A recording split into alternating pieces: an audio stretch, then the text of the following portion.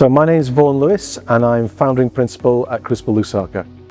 Great. So you didn't start out as an educationalist or an education leader. I understand you're trained as an aeronautical engineer. Tell us a little bit about your career path and how you got into education.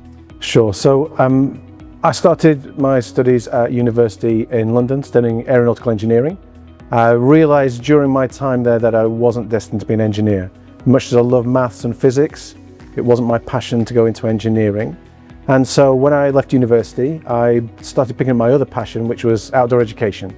And I went on from there to work in outdoor education centres, and then found the love of working with young people and helping them develop new skills and ideas. And that led me on to go to take a teacher training course, which was actually combined outdoor education and science teaching, which was a fascinating course, and I absolutely loved it. I spent another short while working in outdoor centres before then becoming a sort of full-time teacher. Taught a little while in the UK, then Spain, Thailand and Kuwait, before returning back to the UK for a number of years, where I then went on to work as an education publicist, developing resources for schools, for some large brands. And then I was lucky enough to be part of the team that started setting up the Rolls-Royce Science Prize, where I eventually worked with Rolls-Royce to lead that within Rolls-Royce, really doing a lot of their outreach for education and working with the teams there. My passion has always been to help young people, to work with them to develop new skills, and particularly when I was at Rolls-Royce, I developed a love of taking real-world learning, things that students would actually need working for a business or in the real world, and how do you then put that into classrooms? How do you then take the learning they're doing in physics and maths and link it to things in the real world, like aero engines, like things that would get them excited, and I found that a really fascinating area. A step after Rolls-Royce, I went to work at the National STEM Centre, part of STEM Learning in the UK, where I worked with a team that was developing teachers' professional development for STEM teachers. I actually worked in the communications team there as Director of Communications, and what I really loved about working there was you could see you were having impact on a system rather than just individual students in a classroom. And much like Rolls-Royce, the focus was on supporting teachers that have a much bigger impact. I did see there though that I was missing that interaction with students. I was missing feeling like I was making a difference to individuals. So I then looked for other opportunities to get back more into schools, to be able to work with individuals and work on something that was new. Because I hadn't brought loads of ideas at this point. I'd seen lots of different things, and I thought to myself, how do you help actually embed some of these? How do you do something new? And I was lucky enough to and I got a role at Qatar Foundation, where I was part of the team that helped set up a new school called the Qatar Academy for Science and Technology. And this was a brand new school that it aimed to support young Qatari students and students in Qatar to become leaders within STEM. And so the real focus there, and being able to bring in some new ideas to work on things like project-based learning, to bring their learning to life, was something that I really enjoyed over a number of years. And over time, I moved to being assistant principal there before finding out more about CRUCIBLE and applying for this job in LUSAKA. Yeah, and what struck you when you first heard about CRUCIBLE? So the thing that struck me about CRUCIBLE and when I first saw this job opportunities was the scale, the ambition, the vision to make such a huge difference. When do you ever get the opportunity to feel like you're a part of something, a part of the beginning of something that could be huge, that could make a difference on not just an individual student level or even school level, but system level, and even going beyond one country to a whole continent? There was no way for me to turn that offer down, to be part of that vision of something bigger, where you could really know you're going to make a difference, not just to one or two people, but potentially millions. And you know, you've been part of the founding team at CRUCIBLE. Tell us why Zambia as the place to start this big endeavor. Zambia is a great choice for the first school because the education system here is based on content that leads naturally towards A-levels. In fact, the country is undergoing changes, so A-levels will be introduced across all Zambian schools over the next few years. And being here helps us be at the forefront of this and help the whole country move towards that goal. It's also got students who are brilliant, but they lack the opportunities right now to be able to take their brilliance further. 28 fantastic students here, clearly very academically capable and clearly huge leadership potential for the future, and being able to help those students who would not have got a chance like this is something that's really special about Zambia. You and your team have not recruited students exactly in the traditional way, and maybe that was necessary for a brand new school that wasn't known here, but talk a little bit about your experience and how you went about. So finding the right students is a fascinating challenge. When you're a brand new organization, you have no history, you have no way of demonstrating what you're going to do or what the students will be capable of once they graduate. So it's a risk. It's a risk for students, it's a risk for parents, it's a risk for everyone involved because nobody knows.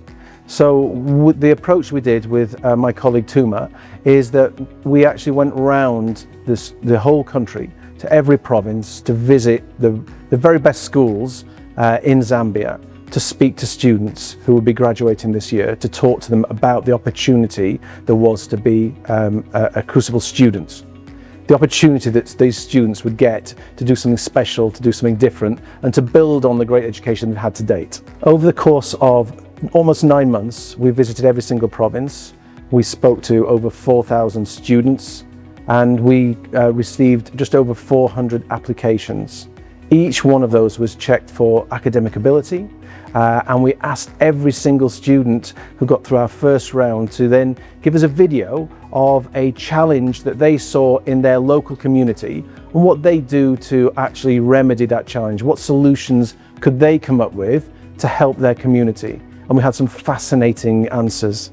So some of the answers we got to our video question were things like, one student said, I'd want to create a map using phones of myself and my friends of our compound, because we are trying as a community to understand where to build things like a school, understand where to build things like shops, understand where to build these resources the community needs, but there is no map because the way it's been built just keeps getting added to. So he could see the need for doing something different, and that sort of answer is fascinating. So we had students from across the whole of Zambia coming back to us with solutions to real-world problems, and that helped us identify potential leaders of the future, those students who could innovate and had creative ideas.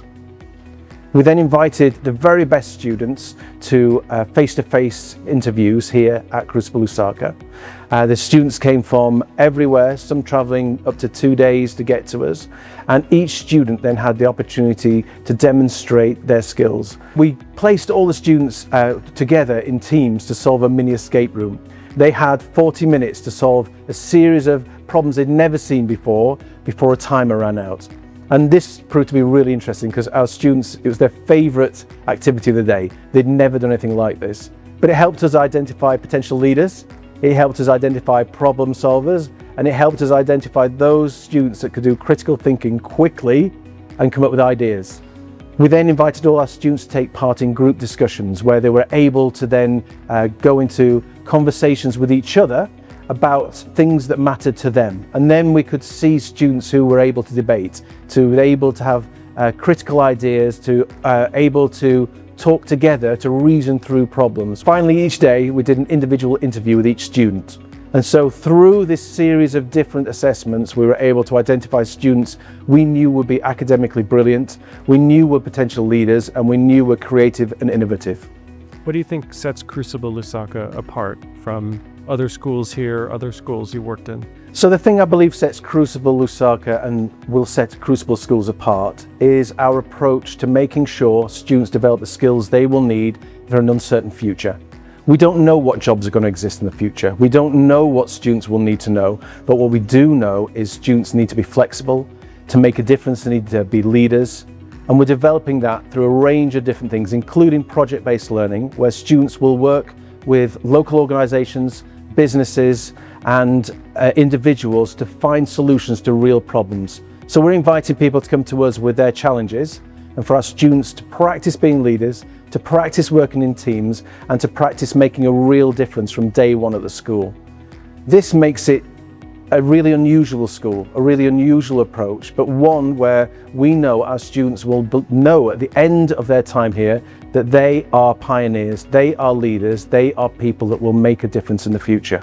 You've worked so hard 7 days a week for many months now to bring this school to life. Hiring, developing curricula, training, building a team, moving furniture, chasing contractors, etc. Don't worry, none of this will actually be in the thing. You put so much of yourself into bringing this first school to life. What does this week mean to you, seeing the school filled with students and your teachers and families, and really recognizing this beginning? So this week's been a really emotional week. Our celebration event where we were able to give our students a recognition of their founders' scholarships, and have George Beavis here, have our chair Yandesiame Mwenya here, and to see the students and see them rising to this challenge within just a few weeks brought home what a difference we're going to make. It brought home how important the work is here, and it also made sense of all the work that's been going on from myself and the team here to really put these things into action. There's challenges along the way, but it makes it all worthwhile when you see those students up on that stage talking about their futures, their dreams, and how we're going to help them get there. And it was a very emotional day, and it was one of the highlights of my career, just to see within 3.5 weeks the difference we're already making to students by giving them this hope of being able to meet their vision, meet their dreams, and help them get along the way to being those fantastic leaders for Zambia. If we can do that, it makes everything worthwhile. Thank you. Last question. What's your vision, or how do you see the future for CRUCIBLE, both here in Zambia and beyond? So my vision of what CRUCIBLE could become in the future is this could be game-changing. This is an opportunity to do something remarkable. One of the students the other day, and this is being used lots already, said, we're just sitting chatting, and she said, you know what, this feels like a movement. This feels like a beginning of change. And if we can do that, if we can be the start, the little seed that starts change, that starts a movement towards brilliant leadership, towards giving students who wouldn't normally have it the opportunity to become those leaders they're capable of, then we know we've succeeded. So yeah, my vision, my dream in the future is this is a place where people come and feel free and able to learn, to try things, to experiment, to get things wrong, but to always learn and progress and move towards being the leaders we know they can be.